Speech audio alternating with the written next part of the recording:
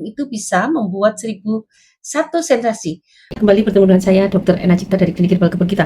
Apa kabar semuanya?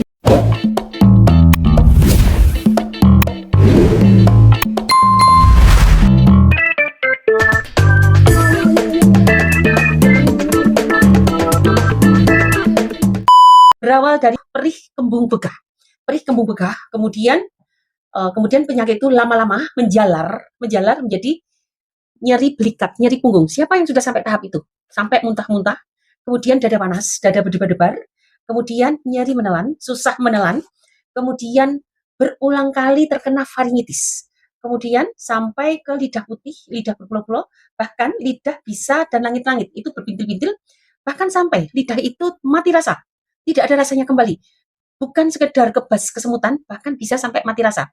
Jantung loncat-loncat, kemudian seperti rasa tercekik, ada rasa tercekik, kemudian suka henti nafas, kemudian batuk-batuk, sesak nafas sampai ke hidung bumpet, kongka bengkak.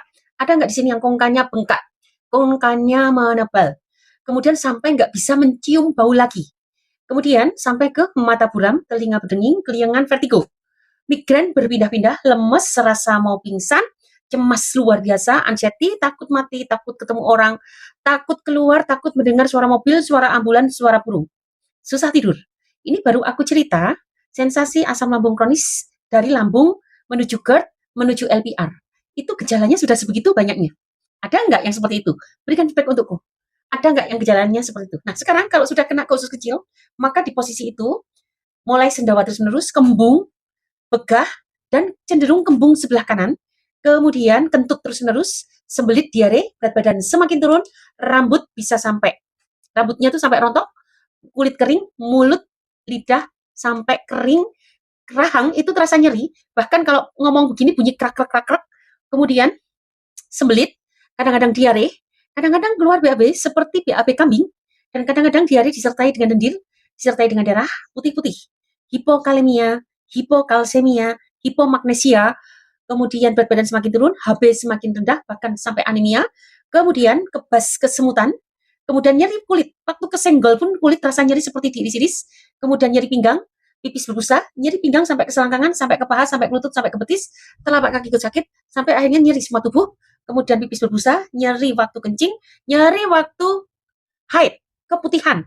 Itu aku cerita baru saja ketika asam lambung kronis sudah menuju gejala radang usus sampai tanda-tanda IBD. Ketika kamu semakin lemah, badanmu nyeri semua, disenggol juga linu-linu, kemudian sampai jalan kaki seperti robot, maka tidak lama kemudian Anda bisa ditegakkan diagnosanya adalah autoimun rheumatoid arthritis ketika linu-linu seluruh persendianmu. Kemudian ditegakkan diagnosa autoimun myasthenia gravis ketika menelan semakin susah, BAB semakin susah, berdiri semakin lemes, bahkan memegang botol pun tidak ada daya.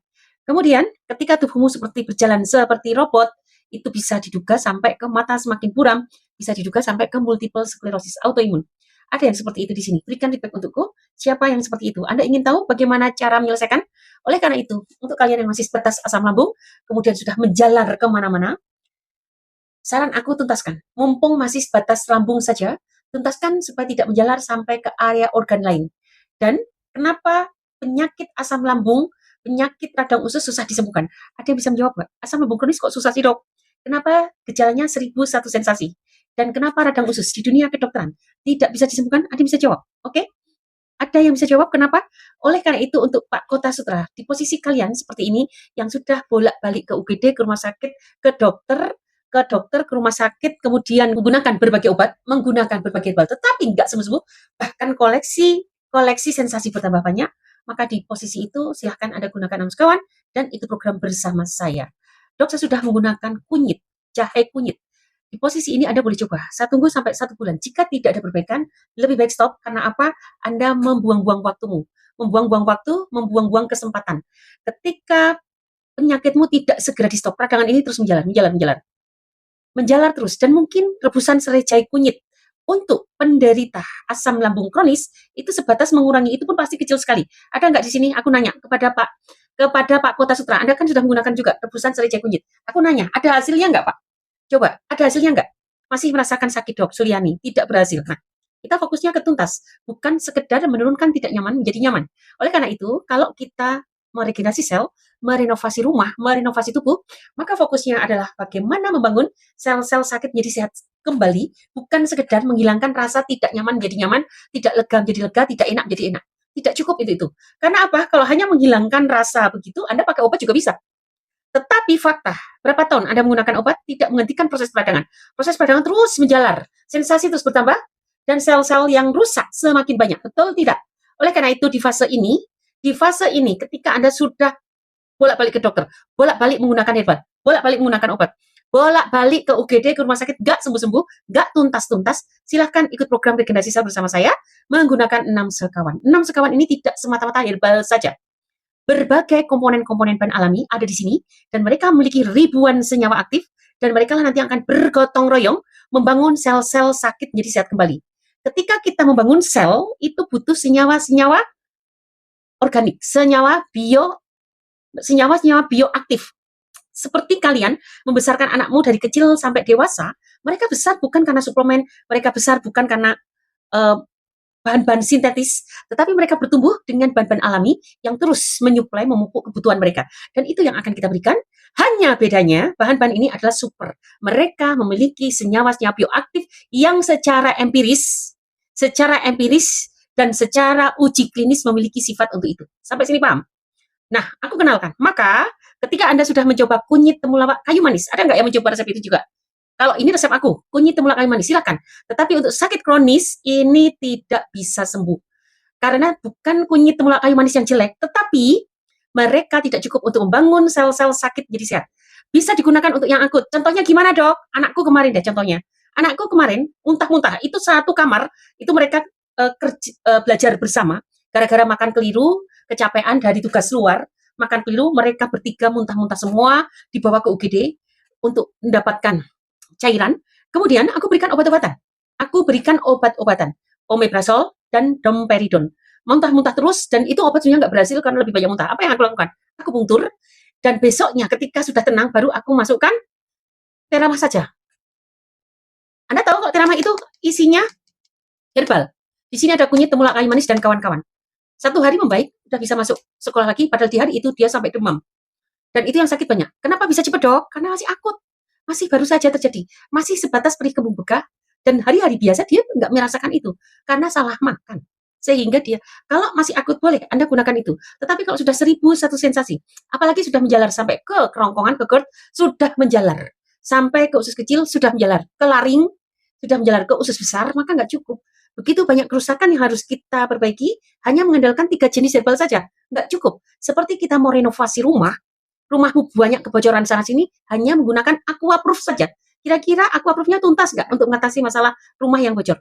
Bukan karena aquaproofnya yang jelek, bukan. Tetapi karena aquaproof tidak cukup untuk merenovasi rumahmu yang sudah banyak kerusakan. Kira-kira begitu? Oke, baik. Aku akan kenalkan.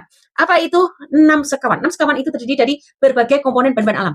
1 adalah aneka herbal. Terdiri dari kunyit temulawak kayu manis dan kawan-kawan. 2 adalah cukatera. Cukatera adalah fermentasi dari teramah ini. Maka khasiatnya bisa 100 kali lebih kuat dibandingkan ini. Maka gunakanlah cukatera. Ini pun pemakaiannya hanya tetes, ada pipetnya. Yang ketiga adalah garam magnesium. Garam tapi pahit, ada pahit-pahitnya karena tinggi magnesium. Maka ketika kalian membutuhkan banyak mineral, semua penderita sakit kronis pasti akan kekurangan mineral. Bukan semata-mata kekurangan magnesium. Enggak. Hati-hati, nanti malah bisa bertambah kebanyakan. Enggak. Anda kekurangan kebutuhan kalium, bukan kalium. Anda kekurangan banyak mineral, bahkan kalau dites kebanyakan hipokalemia. Siapa di sini yang sudah di lab hasilnya hipokalemia? Ada nggak?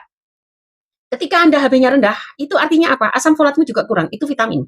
Zat besimu berkurang, vitamin B1, B6, B12mu berkurang. Maka penderita sakit kronis tidak cukup hanya menggunakan magnesium saja atau vitamin D3 saja, nggak cukup. Anda membutuhkan hampir semua mikronutrisimu. Dan si garam ini akan menyumbang kebutuhan mineral kalian. Dia banyak mengandung natrium, klorida, zinc, kalsium, dan kalium. Kemudian yang ketiga adalah fermentasi madu hutan. Fermentasi madu hutan. Nanti aku bahas ya Ibu Suryani. Teman-teman yang hadir, nanti akan aku bahas. Ini pertanyaanmu menarik, mumpung yang nanya masih sedikit. Aku akan bahas lebih dalam kasus-kasusmu. Oke, stay di sini, jangan kemana-mana. Dengarkan seperti mendengarkan radio, oke? Kemudian fermentasi dari madu hutan. Madu hutan ini difermentasi. Maka semakin lama semakin hitam, semakin encer.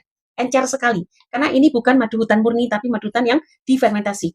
Dan itu yang akan kita cari khasiatnya adalah bertambahnya senyawa-senyawa mikronutrisi hasil fermentasinya dan bertambahnya mikrobiomanya.